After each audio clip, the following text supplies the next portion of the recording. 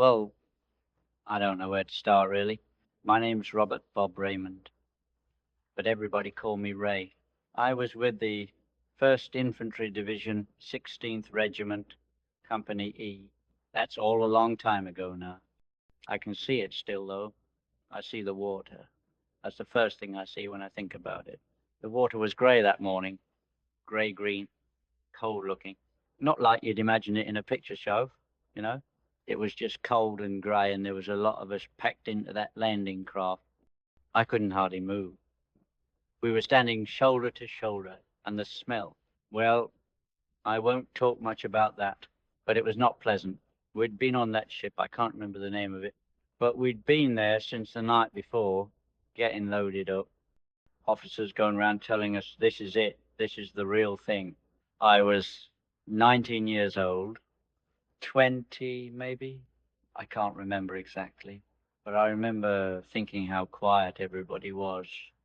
You'd expect more talking, more noise, but there wasn't. Just everybody standing there knowing something big was about to happen. When we went over the side, I can see that net now, that rope ladder thing. It was hard to hold on to because it was wet and swinging, and below you was just this chaos. Men in the water, boats coming and going. I can remember one fellow, he lost his grip about halfway down. He just fell.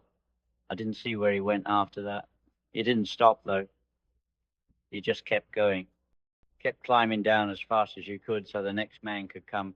The boat ride in was the worst part, I think. Not the worst, I know worst came, but the waiting in that boat ride. Everybody's thinking about what's coming. Some of the older fellas, they'd been through North Africa, Sicily. They knew what it was like to get shot at. I didn't know nothing. I just had training.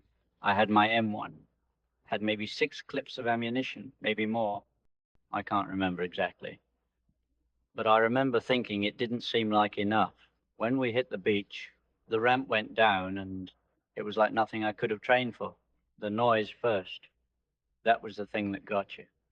The artillery, the machine guns, the rifle fire all at once. You can't think in that noise. You just move. I was maybe 3rd or 4th off that ramp. I don't know who was first. Everybody was running and it all happened so fast. My feet hit the sand and it was wet and heavy. It pulled at your feet. Like the whole beach was trying to slow you down, which I guess it was. There was already bodies on that beach. I remember that. Not many yet, but some. American and, well, they were all mixed together. There was a machine gun hitting the sand around me. I could see the little puffs, just little explosions in the sand coming toward you, coming toward me. I ran. I didn't know where, just forward, because backward was the water, and that wasn't happening. I remember something hot went past my head. I think it was a bullet, or I felt like it was. Could have been spray from the sand. I was so scared I couldn't think straight. There wasn't nothing to get behind at first. Just the beach. Open. Flat. Some of the fellas were dropping down in the water, in the shallow part. That seemed smart, but it also seemed like they were just waiting there for something to happen. I kept running. My legs felt like they weren't mine, like they belonged to somebody else. We got to this pile of obstacles. I don't know what to call them. Tank traps, metal things, concrete things. They were supposed to be obstacles for boats, but they became shelter for us.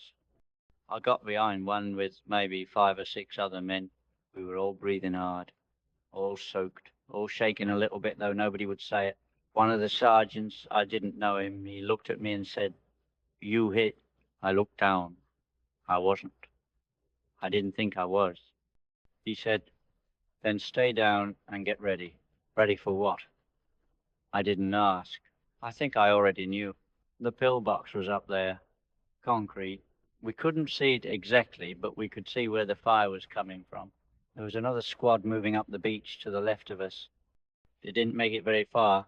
I remember that. It was quick, and then they were just...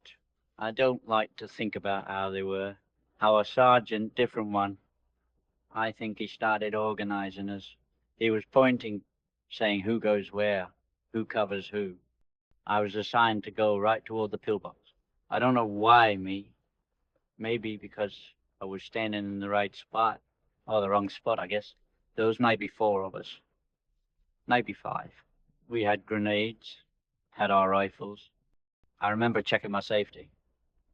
I remember that very clearly, making sure my safety was off, doing it twice because I wasn't sure I'd done it the first time. We moved up the beach in a kind of crouch, bent down low. The sand was getting harder as we went, wetter. Uh, that was actually better for running. It was water pooling in places from the tide. One of the men, private, I think, he stepped into a shell hole and went down to his waist. He cursed and got back up. We kept going. The machine gun was still working, still firing. I could hear it even when it wasn't firing at us, just the general sound of it. That slow, heavy, rhythmic sound. Tat, tat, tat, tat. You know it. Once you hear it, you never forget it. One of our fellows threw a grenade. I saw it in the air. It went over the pillbox. Over the top. We heard it go off. Sand and smoke came up. I don't know if we hit anybody. You don't know those things. You just keep moving. Then we were close, real close to the concrete. There was a small opening, a firing slit. I could see inside, but I couldn't see who was in there. The machine gunner was still firing. It wasn't aimed at us at that moment. It was aimed down the beach at other people, for which I was grateful. Somebody had a satchel charge. I remember that. We were supposed to clear the position or something. I was supposed to cover or lay down fire, or I don't remember exactly. The truth is, I don't remember what my orders were. I just remember being there and being terrified and thinking how cold it was. We set the charge. Somebody said it. It wasn't me.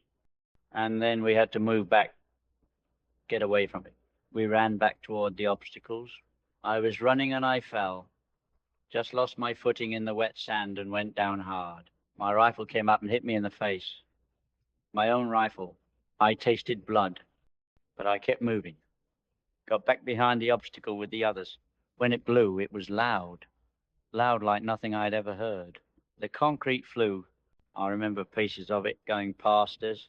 And then there was silence from that pillbox. Just silence where the machine gun sound had been. But there was other fire, other places they were shooting from. We couldn't clear the whole beach by ourselves. That took hours. I think it took hours. By mid-morning, the beach was a different place. Not safe, not by a long way, but moving forward. I remember seeing blood in the water. Just this red color in the shallow part. It mixed with the seawater, and it didn't look real, like somebody had spilled something, but it was real. It was very real. I remember a fellow from my company. I knew him from training. He was lying on the sand and his leg was, well, it wasn't attached right. He was looking at it like he couldn't quite figure out what had happened, like he couldn't believe it was his leg. A medic was trying to work on him. We didn't stop. We kept moving. That was the thing that surprised me. You thought it would be different. You thought you'd, I don't know, you thought the killing would be cleaner or something. That's not the right word. Nothing was clean, but you thought it would make sense. And it didn't make sense at all. Just random. Just terrible luck or good luck, depending on where you were standing. I got moved inland about an hour later, maybe more. Time was strange that day. My feet felt like they weren't my feet. My hands were shaking and wouldn't stop. A sergeant can't remember his face, just remember his voice. He told me I was doing fine. Just stay sharp. Stay with your buddy. I had a buddy assigned to me. I can't remember his name either. We just moved together. Didn't talk. What was there to say? By the time we got off that beach, the sun had come up higher. The tide was changing. More bodies were visible. There was equipment everywhere. Knocked out tanks, burnt out trucks. The beach looked like a junkyard. An awful, terrible junkyard. I found out later that Company E had lost a lot of men. A whole lot. Some units lost nearly everybody that first wave. We were luckier. Not lucky, but luckier than some. I don't remember feeling lucky at the time. I remember feeling like I'd been in a dream and couldn't wake up. What surprised me most, I think, was how afraid I was. I thought I'd be brave. I thought training would make you brave. It doesn't. Training just teaches you what to do. It doesn't take away the fear. The fear stays. You just do what you're supposed to do while you're scared out of your mind. And I remember the faces of some of the men, just their faces, not what happened to them necessarily, just the look on their faces when they realized that moment before. I see that sometimes, not as much as I did, but sometimes we fought inland. I was with the 1st Division, so we kept moving. We didn't stay on that beach. By nightfall, we were past Collierville. I think it was Collierville. The names all ran together after a while. But the beach that first morning that stayed clear, that didn't run together. I got wounded twice. Once in the shoulder, once in the leg. Nothing that stopped me for long. Got patched up, sent back. That was what you did. But the beach that morning, that's what I remember. That's what stuck. The water, the noise, the bodies, the feeling that any moment could be your last and you wouldn't even know it. We stayed inland, moved through the bocage country, that's what they called it. Hedgerows, thick hedgerows that went on forever. It was worse in some ways than the beach. On the beach, you could see where the fire was coming from. In those hedgerows, you couldn't see nothing. And the Germans had it all mapped out. They knew every inch of it. We were just walking through their territory.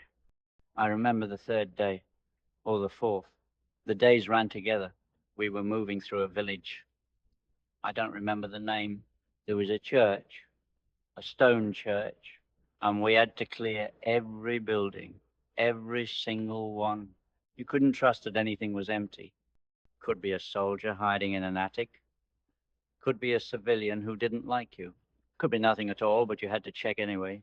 I went into a stone house with another fella, private, from Kentucky, I think. We didn't know each other, just got paired up. I went in first, my 45 out. The house was dark, stone walls. It smelled like old bread and something else, something dead maybe. We cleared the first room, nobody. Second room, nobody. Then we got to the back, and there was an old woman just sitting in a chair, looking out a window. She didn't move when we came in, didn't look at us. I had my pistol pointed at her, and she just sat there. The Kentucky fellow, he said something. I don't remember what, but he wasn't mean about it. And she pointed upstairs. We went up, and there was nobody there. But she'd told us, helped us. I don't know if she was trying to help or if she was just tired, but we let her be and moved on. That happened a lot. People just, they were done with war, done with fighting. You could see it on their faces. They didn't care who won as long as somebody won and it was over. I got separated from my company for about a week. Got mixed up with some other unit. I don't remember which. It wasn't anybody's fault. Just the confusion of moving inland. Different units all mixed together. Nobody quite sure where anybody else was. We were dug in near a river. I remember that. And there was German artillery coming in at night. You'd hear the whistle and then you'd just pray it landed somewhere else. I shared a foxhole with a corporal from Ohio, or maybe Illinois. He had a picture of his wife, kept showing it to people, told us she was pregnant, told us he was going to name the baby after his father if it was a boy. His father had died when he was young. He wanted to remember him that way. I remember thinking how much he wanted to get home, how much he wanted to be there for that baby. I never did find out if he made it. When I got back with my unit, we were near a place called, well, it had a French name I can't pronounce. We were dug in on a ridge, looking down a valley. The Germans were on the other ridge across from us. Not that far, maybe a couple 100 yards, maybe more. We could see each other sometimes, see movement, but there was a lull in the fighting.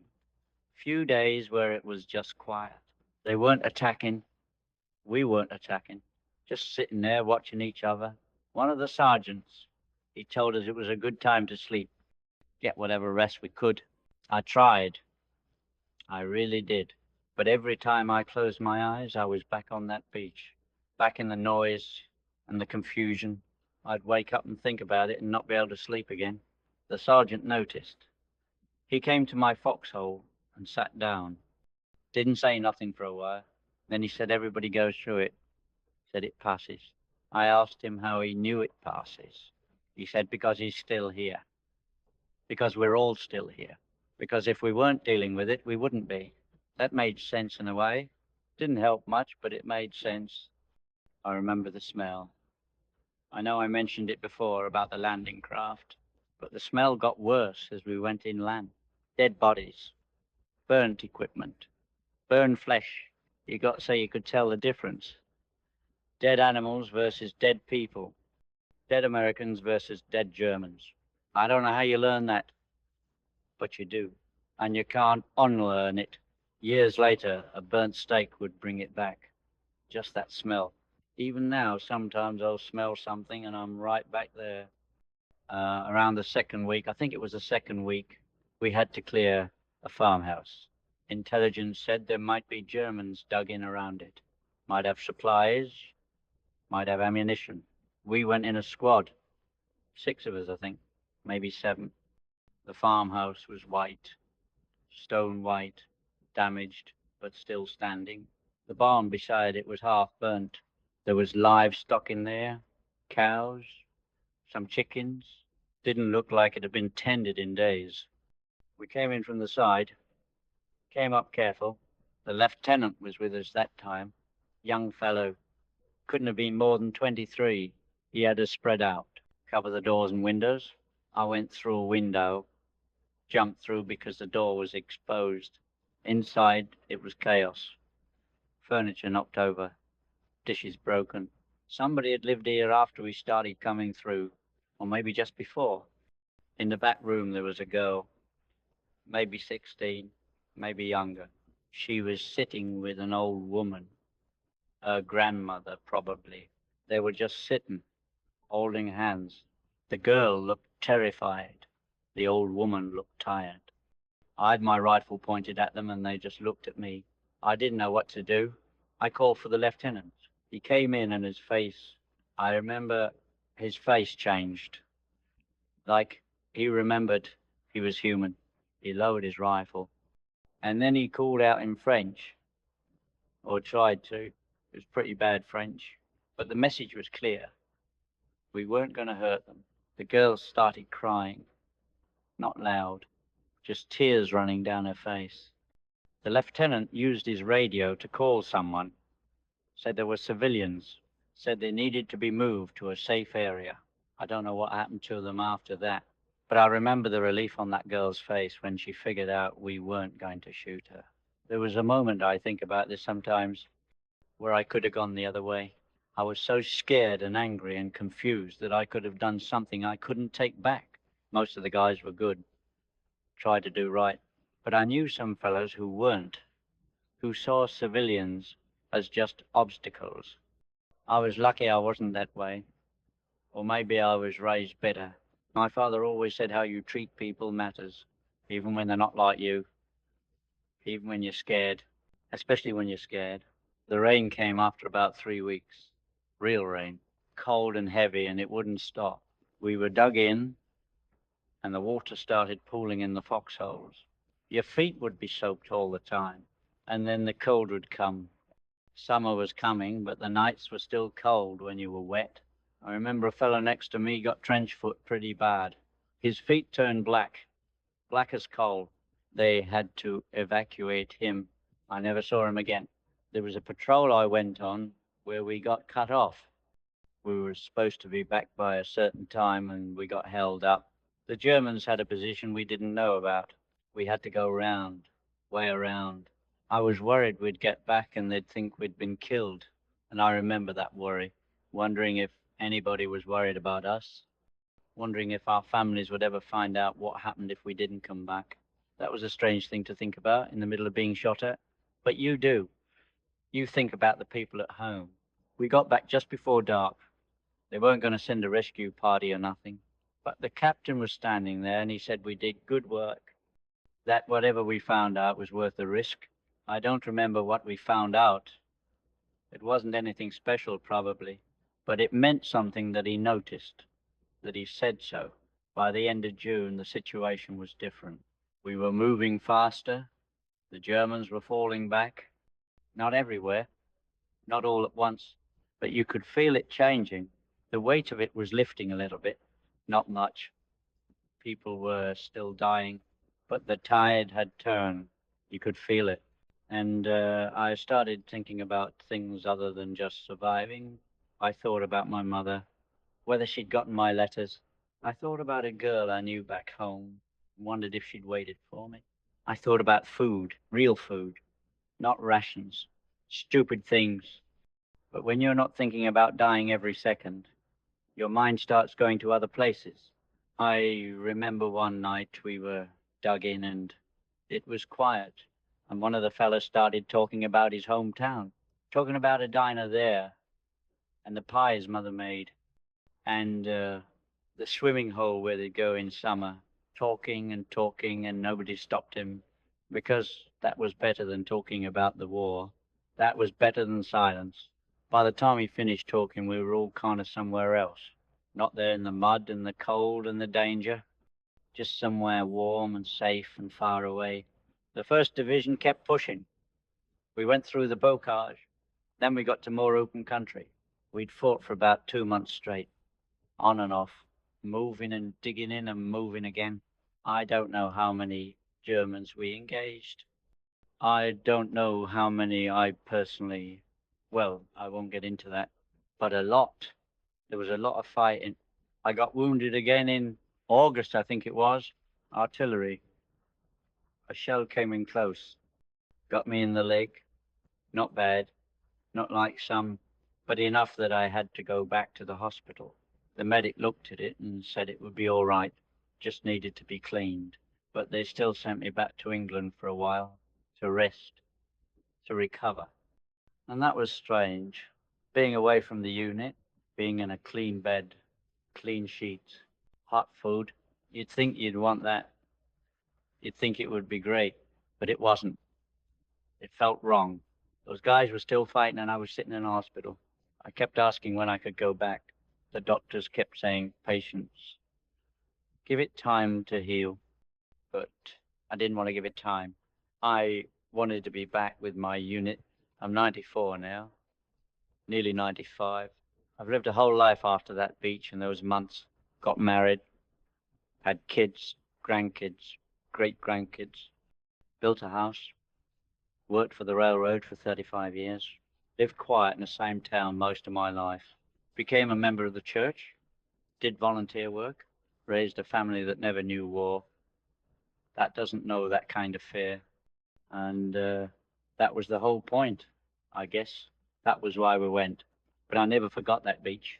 Never forgot that grey water and the noise and the bodies. Never forgot the smell or the cold or the way the sand felt pulling at your feet. Never forgot the faces of the men who didn't make it. People ask me if I have nightmares, if I still wake up in the dark thinking I'm there. I tell them sometimes I do. Sometimes I wake up and for just a second I'm confused about where I am, about what year it is. Then it passes and I remember I'm home, I'm safe. It's all long ago, but it doesn't feel that long ago. That's the strange part. It feels like it was just yesterday. I've been to the cemetery there at Normandy.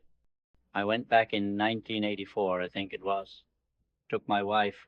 I wanted her to see it, wanted her to understand. We walked among those white crosses, so many of them, row after row after row. I tried to find some of the men I knew, but I didn't know where they were buried. And there were so many. I just walked and looked at names and tried to remember, tried to put faces to the names. One name I did find. A fellow I trained with, went in with me on that landing craft. He was killed on the beach.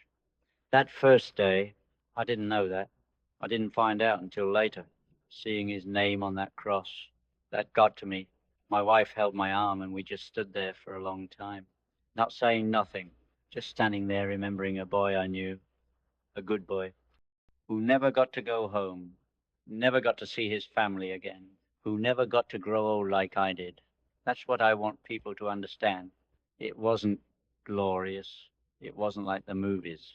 It was boys, young boys mostly, scared, doing what they had to do, dying for reasons that made sense at the time but feel more complicated now. And it cost something. It cost so much. And we should remember that cost. We should remember those boys, every one of them. I'm one of the last ones left, I think. Most of my unit is gone now, dead from old age or illness. I see the names sometimes in the newspaper, veterans' obituaries, and I remember them, remember their faces, remember their voices. Sometimes I'm the only one left who remembers, and that's a responsibility. That's not light, but it ain't hard to remember. It's just hard to carry. That's all I got to say about it, really. That's the truth of it. That beach, that morning, those men, God bless them all.